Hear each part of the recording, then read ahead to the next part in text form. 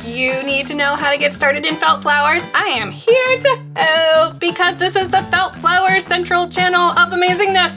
The first thing you need to do right now is hit that subscribe button because this whole channel is all about how to get you started in felt flowers, how to make flowers, how to elevate your flower game, and all of a sudden you're gonna be a master flower artist and you'd be like, wow, I'm so awesome and amazing, how'd you learn that? And you'd be like, oh, this cool chick on YouTube taught me how to do it. Step number 2, hit that bell. Step number 3, now that I'm yelling at you through the camera, you're like, I hate this girl, I'm gone. Smash that like button, but not too hard because I don't want you to break your mouse. So the first thing you're gonna need to start making felt flowers is felt. I have a whole nother video that explains the difference between different types of felt. If you're just getting started and you're learning hand cutting and scissors control and whatnot, getting some cheap craft store felt might be a really great way to go because that way if you mess it up and you have to toss it and start over, it's not like you're wasting any money there. Once you're done with the cheap stuff, get yourself some premium wool blend felt.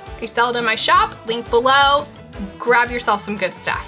Your life will change. It's amazing. Next thing, you're gonna want a really good pair of scissors. I also have another scissor video that you can check out to get a good idea of different types of scissors, but you're gonna want a really good pair of long blade shears. This is gonna get you really good smooth cuts. They're very, very handy to have.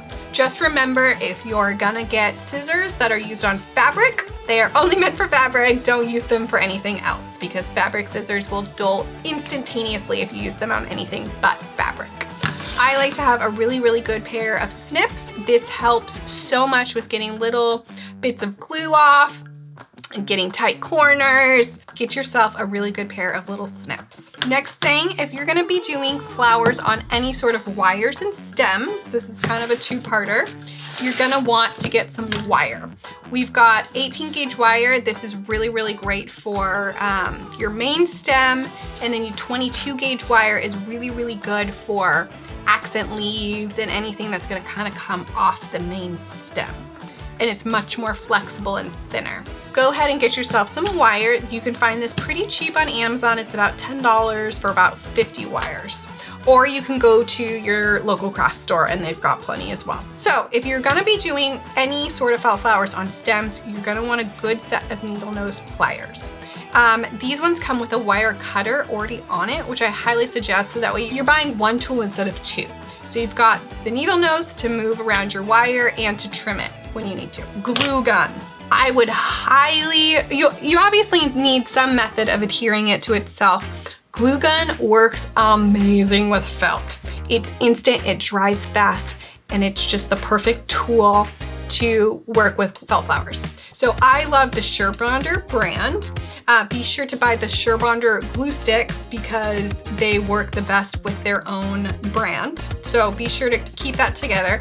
I have a link below to this on Amazon. I think it's, they range anywhere from $12 to $30. I highly recommend after you get really, really comfortable with hand cutting your flowers and you're assembling and you're just like, all right, let's speed this along.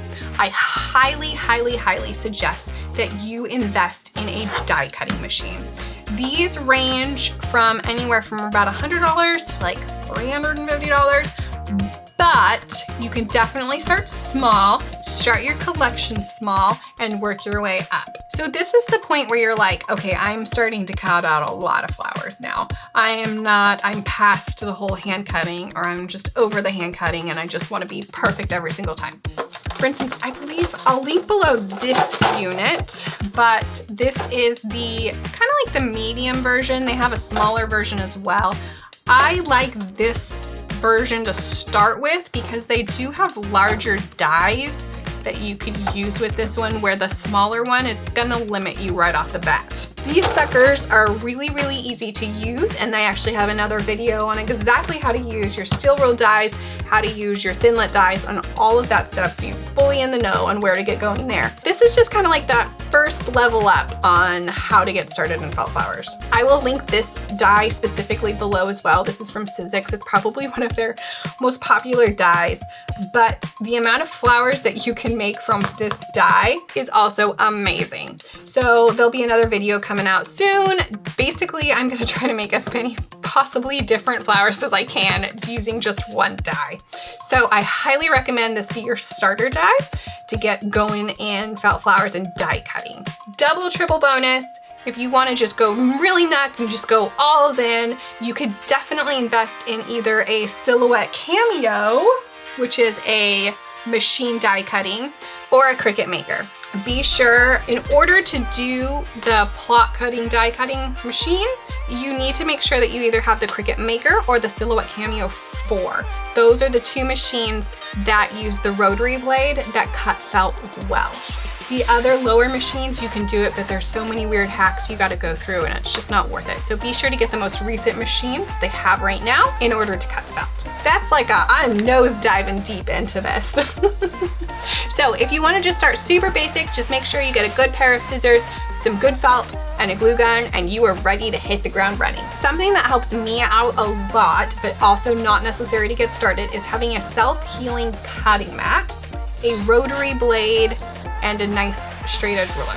Now, obviously you can definitely hand cut flowers without these things, but it definitely helps, and I really appreciate having them. I will say having a big cutting mat is cumbersome, it gets in the way. It's not like if you're just starting out, you have a small little bucket of things, you know what I mean?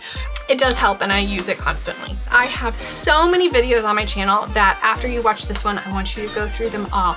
I've got freezer paper stencils, how to make them, how to print them. I've got different kinds of flowers that you can make. So just dive in and get some of these basic tools so that you can get going. And if you see any of the templates and flowers that I've made, you certainly can take a stab at just cutting similar petals out yourself and just going for it. Don't let anything stop you. Get some basic materials, basic supplies, and get started. And don't forget, if you didn't earlier like you were supposed to hit that like, subscribe, and notification bell to make sure that you're getting notifications for all the newest videos, so you're learning all the newest tricks and tips on the felt flowers. Thanks, guys. Be sure to comment below if you have any specific questions about felt flower making, or if I didn't cover anything, or if I'm missing something, or anything that I talked about in this video. All right, see you guys.